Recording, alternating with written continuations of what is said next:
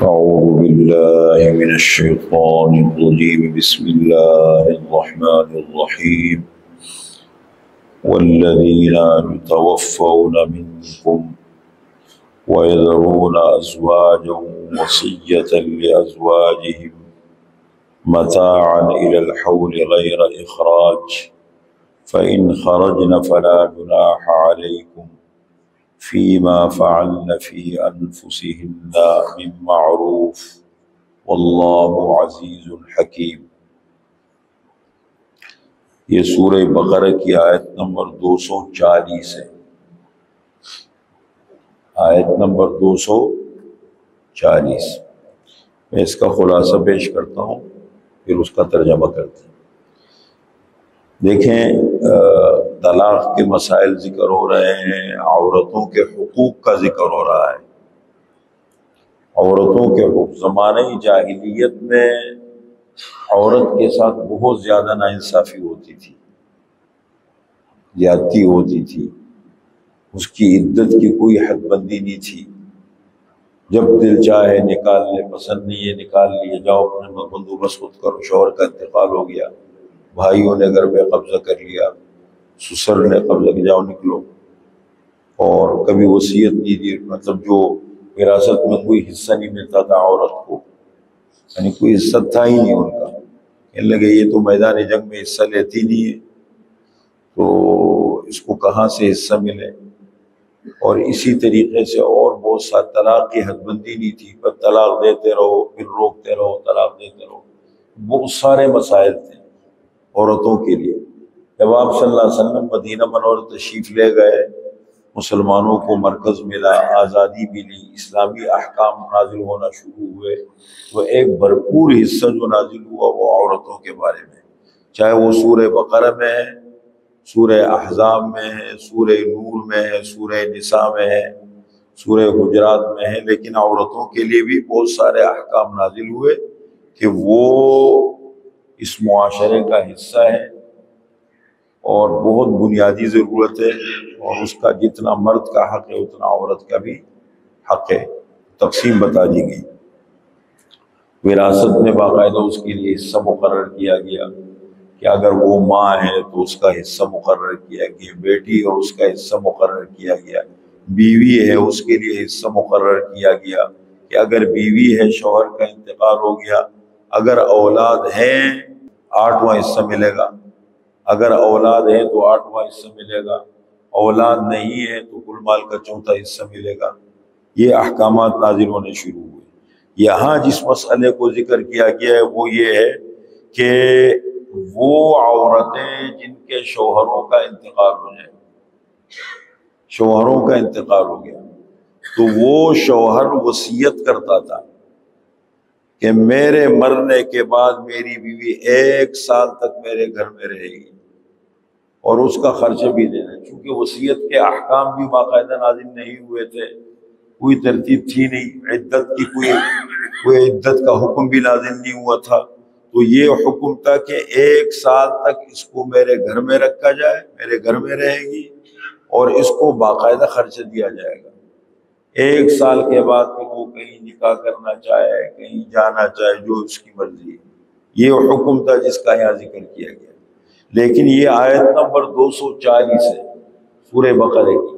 پیچھے ہم آیت پڑھ چکے ہیں 234، جس میں حکم آیا والذین یتوفون منکم ویذرون ازواجا یتربصن بانفسہن 4 اشہر وعشرا فاذا بلغن اجلہن فلا جناح علیکم فیما فعلن فی انفسہن بالمعروف واللہ بما تعملون بصیر۔ یہ حکم نازل ہوا کہ عورت کی عدت ہے، اگر شوہر کا انتقال ہو گیا ہے تو اس کی عدت ہے 4 مہینے 10 دن۔ اگر پیٹ میں بچہ نہیں ہے، پیٹ میں بچہ ہے تو اس کی عدت وضع حمل ہے، اور اگر پیٹ میں بچہ نہیں ہے تو 4 مہینے 10 دن تک وہ عدت گزارے گی۔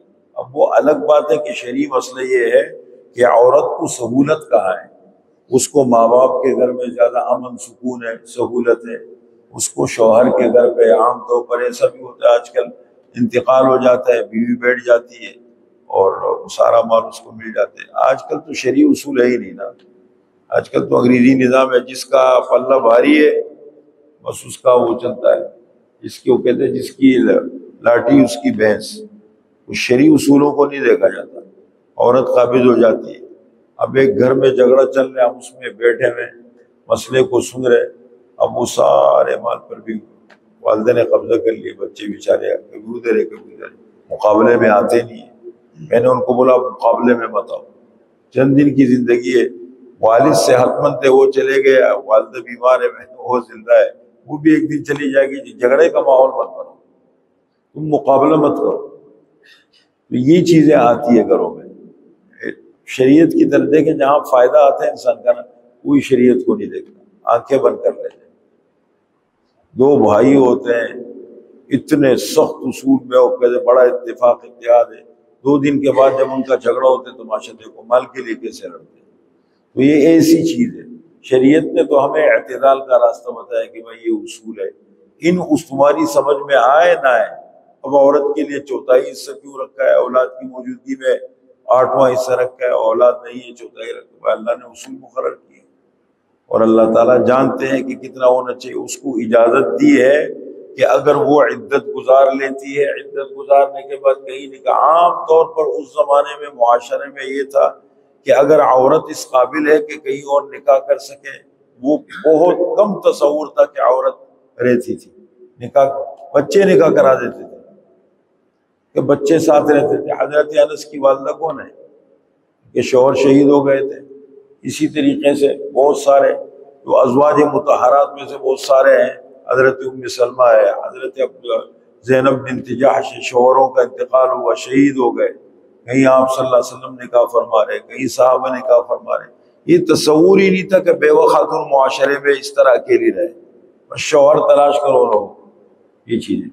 تو یہاں پر اس مسئلے کو بیان کیا گیا، جب تک وصی حکم نہیں آیا تھا عدت کا، فرمایا ان کو 1 سال تک رکھے گھر پہ اور ان کو خرچے بھی دے۔ ہاں اگر اس دوران ایسا ہو جاتا ہے کہ وہ عورت کوئی مناسب جگہ ملتی ہے، خود اپنے بارے میں فیصلہ کرتی ہے، ان کا کہیں نکاح ہو جاتا ہے، پھر ان کی مرضی ہے چلی جائے، اس کا ذکر کیا۔ والذین یتوفون منکم، اور وہ لوگ جن کو وفات دی جاتی ہے تم میں سے، وَيَذَرُونَ أَزْوَاجًا، اور چھوڑ جاتے ہیں بیویاں، بیویاں رہ جاتی ہے، وَصِيَّةً لِأَزْوَاجِهِمْ، وصیت ہے ان کی بیویوں کے لیے، اپنی بیویوں کے لیے وصیت کرے، کیا؟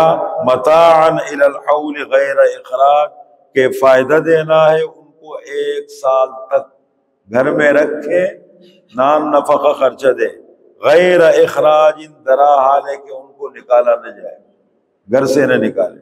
فَإِنْ خَرَجْنَا، بس اگر وہ خود نکلنا چاہے، اپنے بارے میں انہوں نے فیصلہ کر لیا کہ مجھے ماں باپ کے گھر جانا ہے، مجھے نکاح کرنا ہے، مجھے الگ رہنا ہے، جو بھی ہے، فَإِنْ خَرَجْنَا، بس اگر وہ خود نکلے، فَلَا جُنَاحَ عَلَيْكُمْ، بس تمہارے اوپر کوئی حرج نہیں، کوئی گناہ نہیں، فیما فعلن فی انفسہن، اس چیز کے بارے میں جو وہ عورتیں کرتی ہے اپنے نفوس کے بارے میں، اپنے بارے میں جو بھی فیصلہ کرتی ہے، پھر تمہارے اوپر کوئی گناہ نہیں، من معروف، اچھے طریقے پر۔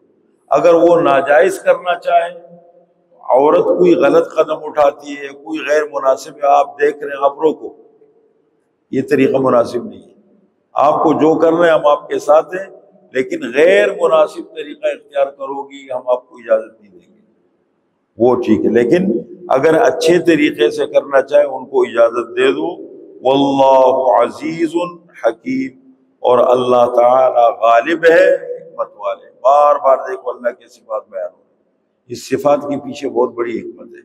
جہاں بھی کسی آیت میں اللہ کی صفات کا ذکر ہو، اللہ غالب ہے، حکیم، حکمت والے، سب کچھ کر سکتے ہیں، لیکن اللہ تعالیٰ کی باتوں میں بڑی حکمت ہے۔